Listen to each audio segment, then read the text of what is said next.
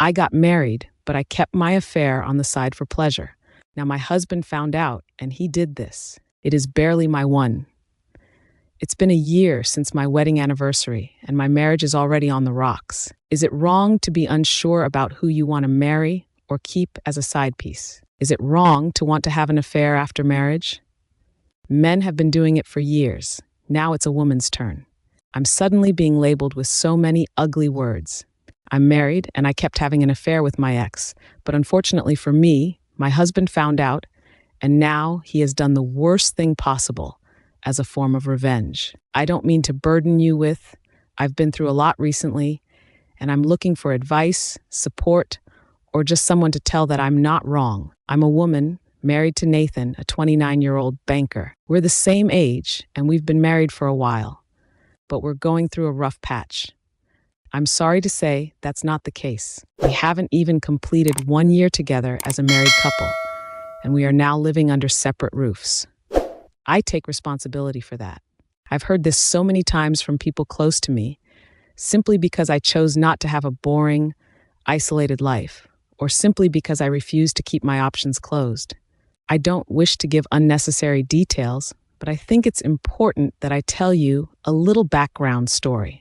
I'm happy to give you the short version. I dated 2 men before getting married. I'm this, I'm that. I really don't care at this point.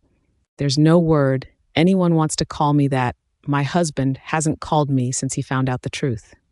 I'm just here to speak my truth and get away from this, if possible. Like every lady out there, I was seeing 2 guys at the same time. I picked the 2 I liked the most and started dating them. The other guy's name was Dylan. I couldn't choose between Dylan and Nathan. They were both great in their own ways. They were good in their own ways. I spoke to a few of my friends because I was really confused, but no one seemed to have the answer to my problem. So I just dated both of them because it was easier. I couldn't pick, so I kept it a secret from both of them. No one knew I was dating someone else. Thankfully, they aren't friends. In fact, they didn't even know each other. As a result, Nathan and I got more serious. Then he proposed after we dated for 2 years. I was seeing Dylan on and off for a couple of years, so I didn't think twice before saying yes to Nathan. Even after saying yes, I didn't end things with Dylan. You might want to ask why. Well, that's because I still liked the on and off relationship with Dylan. If I liked what I had with Dylan, why did I agree to marry Nathan? The simple answer is stability. I have read some stories similar to this, and the women are always speaking about their desire to find a stable man. I don't think we women can stress this enough. The desire to have just one man as your husband and provider is strong. That's why I said yes to Nathan, even if Dylan had asked first. I would have said yes, but that doesn't mean I'll end things with the other one. I was engaged, but I still kept my relationship with Dylan. We slept together, hugged, kissed, and did everything couples do without worrying about the consequences before meeting Dylan. I always made sure to hide my engagement ring. I didn't want him to know about my engagement. I'm really grateful that Dylan wasn't based in my city because he wasn't aware of everything that was going on. 2 months after getting engaged, I married Nathan, and we started our journey as a married couple. As I said in the first paragraph, Nathan is a banker. He's not rich, but he's not poor either. He's middle class, he has his own house, and he provides for it. I also work at my friend's clothing company. I cook and clean, and I do my duties. We're both partners that provide for each other in one way or another. It was a complicated relationship, but I wanted more, and the only way I could get it was if Hugh cheated. I still spoke to Dylan for the first few weeks of my marriage, but I didn't see him or do anything with him at that time. I was still focused on being a newlywed and trying to impress my in-laws. I was married, but still seeing Dylan. After a while, though, it felt like the honeymoon was over. I wanted to keep Dylan as my AP. I wanted him to be the side piece that provided fun and pleasure. It was similar to men having mistresses. I don't see anything wrong with it. Men have also not done the same thing for decades. I'm not the first woman to do it. I'll certainly not be the last. I started seeing Dylan again after the first 4 months of marriage. As I said, Dylan and Nathan didn't know each other. They didn't have similar friend groups and were two different guys from two different cities. That's why it was easy for me to date both of them at the same time without getting caught. How easy double dating them was made it seem like it would also be easy to date one and stay married to one. The fact that Dylan barely came to my city unless he had work to do was the light at the end of the tunnel for me. I saw him whenever he came, and we always slept together like lovers did. I was busy with wifey duties at home, so I didn't give Nathan any reason to complain. Dylan had no idea that I was married, and Nathan had no idea that Dylan existed. I was practically living like a queen, with two options whenever I had problems in my marriage. He had a little argument or misunderstanding, or I would snuggle up to Nathan and speak to him all night. Having two men in my life became my guilty pleasure and dirty little secret, even from my closest friend. My sister had an idea about it. I trusted no one because I'd read some Reddit stories that taught me a few lessons, but before I had a major fallout, I felt the same way. I thought I was unstoppable, too smart, and just too good. I forgot that lies would always find their way out. I had no idea it would be so soon, though.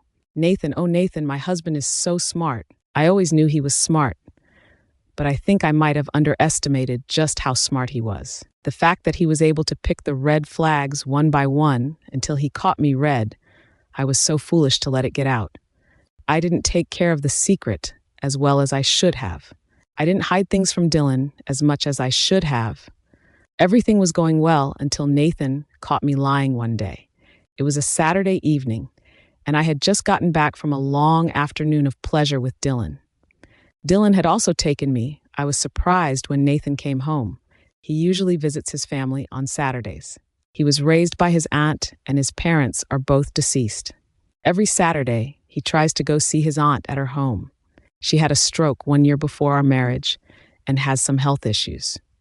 Nathan he makes sure he sees her once a week since he's always busy. At first, I always went with him, but I had to stop because I only got to see Dylan twice every month, and it's usually on a Saturday. I had to start dedicating those 2 Saturdays and a month to Dylan.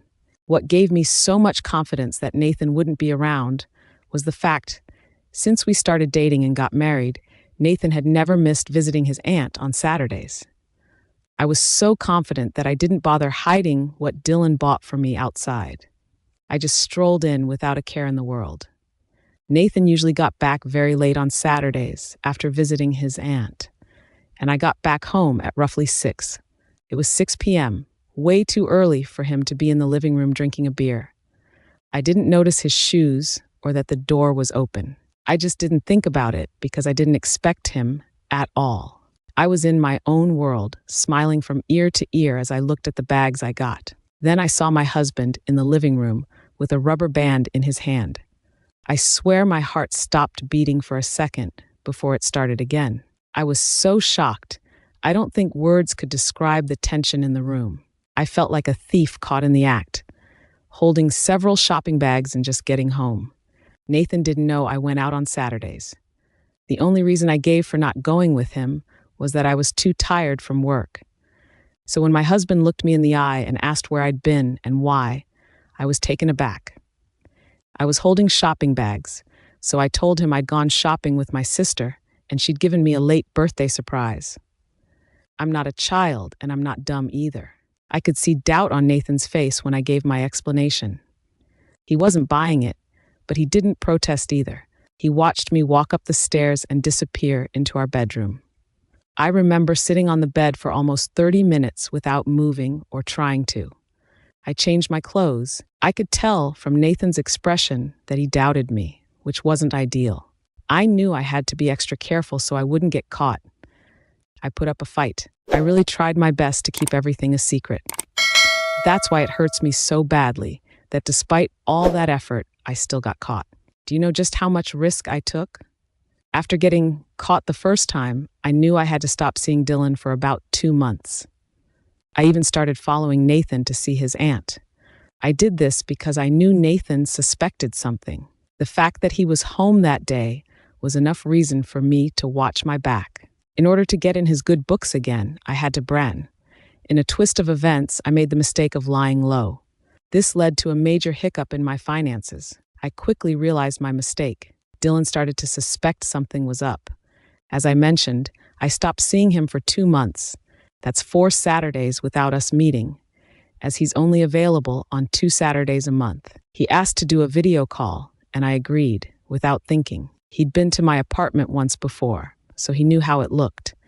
That's why it surprised him when he saw me in a different environment. When I told him I wouldn't be able to see him for a while, he asked why. I said I was sick and busy. Dylan had visited my house during the time we had not been meeting up because he was worried about me. He discovered that I no longer live there because someone now stays at my apartment. He kept the information to himself, though, and didn't ask me about it. That's how I lived my life, without an idea of what was going on in both my and Nunu. My husband and my PA were both suspicious of my movements and doubting me, but I thought I had things under control and was the one outsmarting them. I was wrong. I'm a fool, guys. I'm actually a very big fool. Can you believe that during the video call with Dylan, when he noticed that I was in a different environment, he used the opportunity to ask where I was? I told him I was in my apartment because I had no idea he'd been to my old place. Dylan asked why the environment was different, so I told him I'd renovated my apartment. I realize now how foolish I was. At the time, I wasn't aware of his suspicions, so I thought I was being clever. I never in a million years thought I ended up getting embarrassed in Gaslighter when I thought I was the one doing the gaslighting. So as I was saying, I foolishly lied about getting my apartment renovated.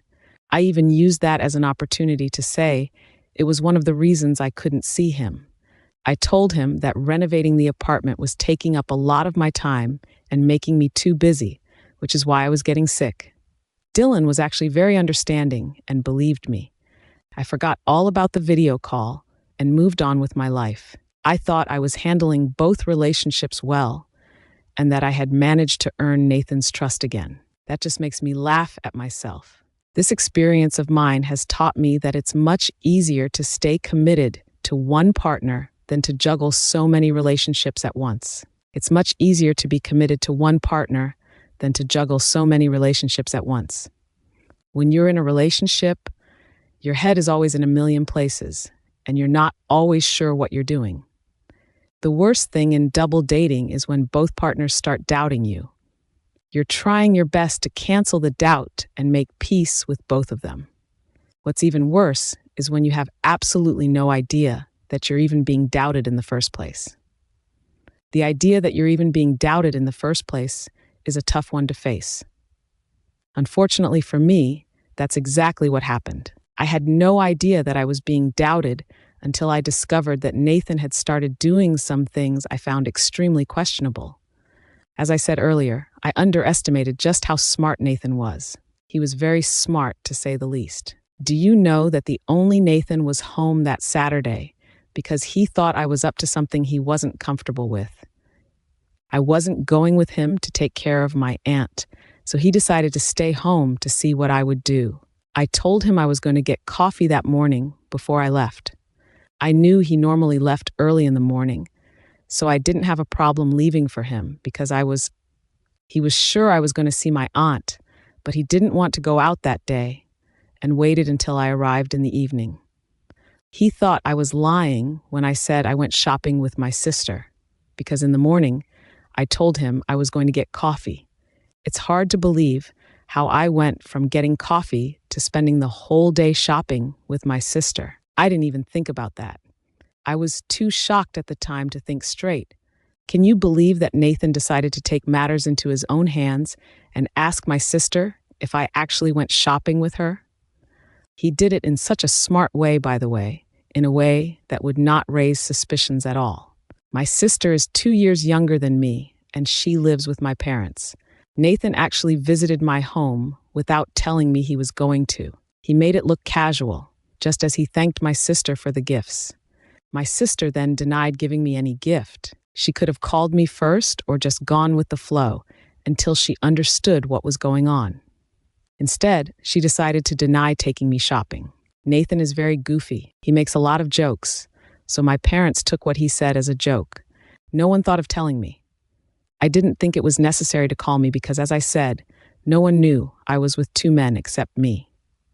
So Nathan found out I'd lied and kept it to himself. I thought I had things under control, but clearly I didn't. On the other hand, Dylan was also trying to catch me out. After 2 months, he finally asked us to meet up. I said yes. It was on a Saturday as usual, but I had to cancel my plans to go with Nathan to see his aunt. I canceled at the last minute, even though I knew it would be risky. I missed Dylan so much and I wanted to see him again, so I met up with him at his apartment like I usually did. Dylan didn't even hesitate before he started asking me several questions. He asked why I had relocated without letting him know, why I lied to him, and why I didn't meet up. I'd been avoiding him for 2 months, and I was really taken aback when he showed up. I guess I just didn't expect it. Dylan wasn't my biggest concern. I thought I was keeping an eye on Nathan, but it turns out Dylan noticed too. He likes to act like he doesn't, but he was 2 months behind. That's why I was so surprised. I was taken aback when he started asking me a bunch of questions. I was caught off guard and didn't know what to say. I stayed silent and listened to him go on and on about how he didn't trust me anymore and wanted me to tell him the truth. Just as I was about to make up some lies and try to save myself, we heard a knock on the door. I was secretly hoping for some distraction. I was happy to have the interruption. In fact, I thought it was my good deeds. I was hoping for a magical intervention to save me from the barrage of questions I was facing. Unfortunately, I ran to unlock the door and met Nathan there. I was taken aback. I hadn't expected him to be there. The only thing I could say was, "Aren't you supposed to be at your aunt's place?" Nathan replied, "Aren't you supposed to be a faithful wife?" I was at a loss for words. I knew it was over. I knew I couldn't salvage the situation. I had been caught red-handed. Dylan handed me the phone and pulled my hand away. He asked if I was really married. Nathan answered for me. I watched them ask each other questions right in front of me. I was still too shocked to speak. I couldn't believe that Nathan followed me all the way to Dylan's. I was so ashamed and embarrassed that I did the only thing a coward would do. I ran out of the room without looking back. I have never run that fast in my life. I couldn't believe that Nathan was able to catch me when I got home. I was met with my things outside the house. I was surprised to see Nathan's cousin's sister busy pushing my boxes out of the house. It suddenly dawned on me that he had found out long before and was planning to chase me away. I was too embarrassed to even speak to her. Can you believe that the same girl that used to respect me so much handed me the divorce papers? I have still not signed them, though. I was immensely embarrassed. Nathan found out the truth and planned all this for weeks without my knowledge. He only waited for proof. Do you know what's worse? The fact that our marriage is barely 1 year old. I'm looking for a year. The old means that I am not even eligible for alimony. I don't know what to do. I need help. I literally married a conard. Nathan is so cruel. Can you believe that he's fighting with all he's got to make sure I get nothing out of this marriage? Yes, we're still not legally divorced. He applied for dissolution in court, and it's taking time because since our marriage is premature, we need to give Grolal. We're heading towards finalizing the divorce, which is taking a toll on me. I'm also concerned about the financial implications, even though I've spent money on a lawyer. I've lost my relationship with Dylan, and I'm in a bad way financially, single, and heading for divorce. Nathan is just being really cruel. I tried to persuade him to stay married and forgive me. I even tried being dramatic in court, but that didn't work. I'm finding it hard to find an apartment. I've been staying with my parents, but they're drained. They're making my life unbearable.